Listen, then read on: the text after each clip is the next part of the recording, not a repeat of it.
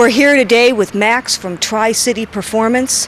Max has been on the cutting edge of technology in snowmobiles for over 30 years. Max, what are you going to show us today? Well, first of all, that makes me really old when you say over 30 years, but what we're going to do today is kind of walk through a process of what we do with snowmobile clutches to improve performance on a snowmobile, basically for any aspect of snowmobile competition and racing, and be it drag racing or cross-country racing or hill climbing or whatever.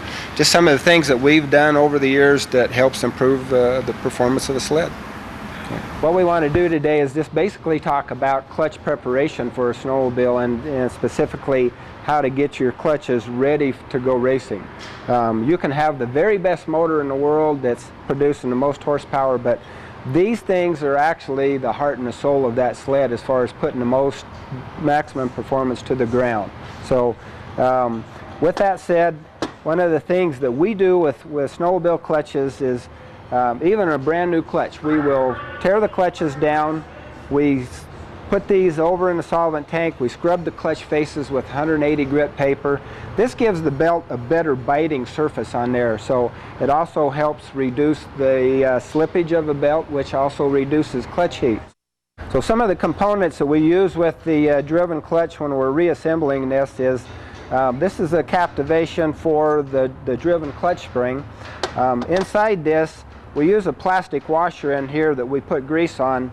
When we do that, this reduces any binding effect that the clutch may have as far as any friction that the spring may build up inside the captivation component there. As the clutch is shifting, upshifting, and downshifting, the spring, whenever you take away any friction, it doesn't get any spring distortion, which sometimes will create different RPM issues with your sled and affect the upshift and backshifting of the clutches.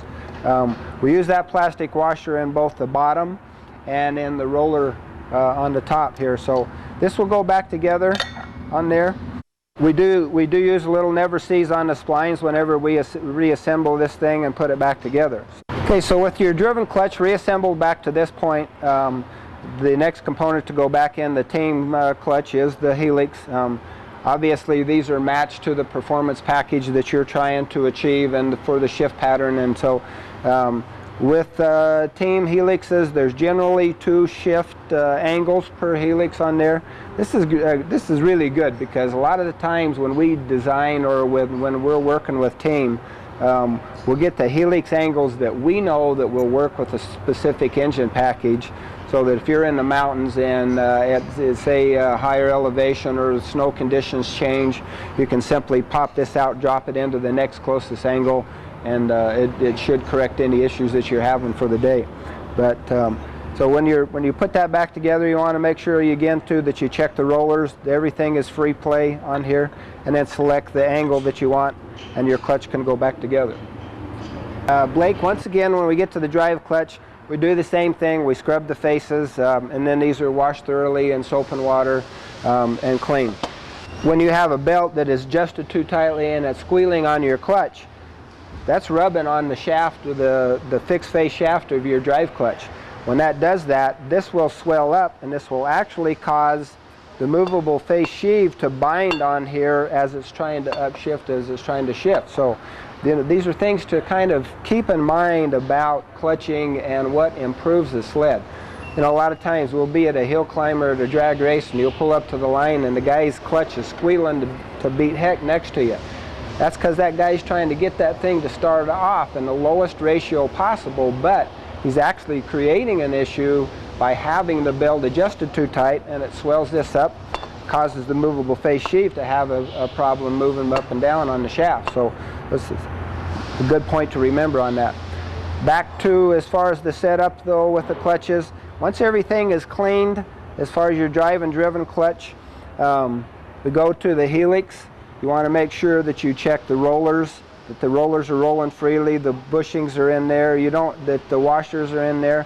You want to make sure that you always check side by side movement and up and down, and make sure that that bushing, that roller is in the best shape.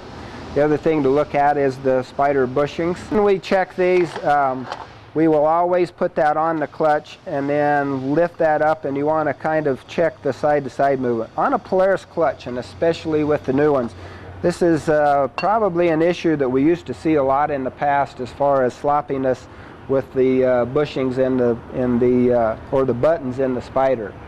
We just don't see that issue too much anymore. So, you just want to make sure though that once you reassemble this unit, that you don't have any binding up and down on it. That's always an interference fit between the buttons on the Spider and the towers on the movable face sheet. So when you check those, again, check your rollers, the washers on the side, the buttons, make sure everything's in good shape. We do lubricate these when we clean these. And the lubrication that we do recommend is Tri-Flow. Lubricants like WD-40 usually attract belt dust. Tri-Flow usually leaves a pretty good dry film lubricant once it's dried. So it works very good in cold weather also. So as far as a lubricant, Polaris manual says not to lubricate them.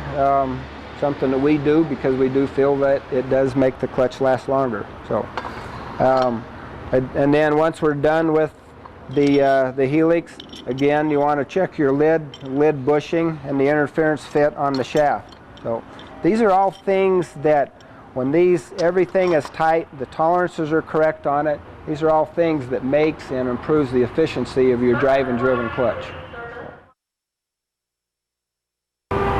Now Max, what about the clutch tuning components?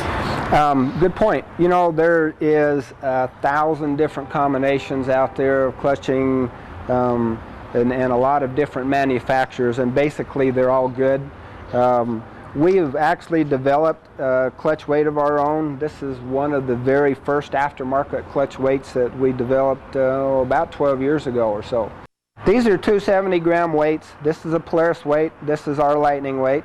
You can definitely see that there's a little bit of a different shift profile and a different look to the weights. They both weigh 70 grams, but they definitely react a lot differently.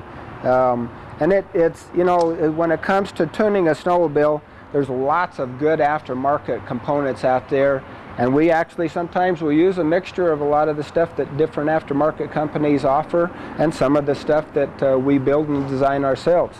So it doesn't matter whose it is, as long as you can find the right combination for the right package that makes your sled work to give you the best performance. Team Industries has been on the scene now for the last 5 or 6 years, actually I think a little more than that. These guys, this is the driven clutch that we went through earlier and the preparation of that.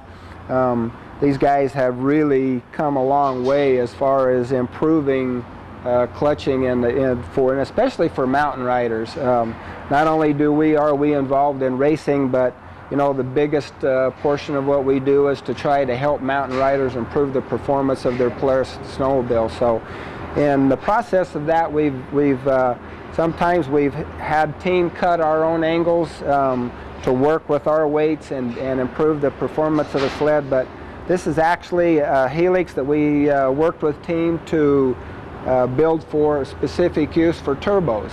And with two-stroke turbos, we've always had a little bit of a lag issue where when you've got a turbo and it comes up on boost, you have to control the engine RPMs with heavier clutch weights, but it makes the bottom end lazy. So when we do that, we compensate with a driven clutch with a helix that we've designed to work with those. And this helix angle that we've designed here is to help the heavier clutch weights on the bottom end or the lower RPM, and then we've actually designed this to help when it comes on boost, and then a steeper angle to control the heavy weight when you're on boost and building a lot more horsepower. So this is a helix that, again, we've developed for turbos. I don't believe you can get this anyplace else right now. We spent a significant amount of time on the snow last year with the turboed 600 Polaris and worked with this. I'm actually very happy with the results that we've achieved with that. But whenever you're tuning a sled, this helix angle, the drive clutch spring, the weight that you're using, the profile of the weight that you're using, the drive clutch spring rate and the driven clutch spring rate all plays a huge important factor in the way that your sled will perform.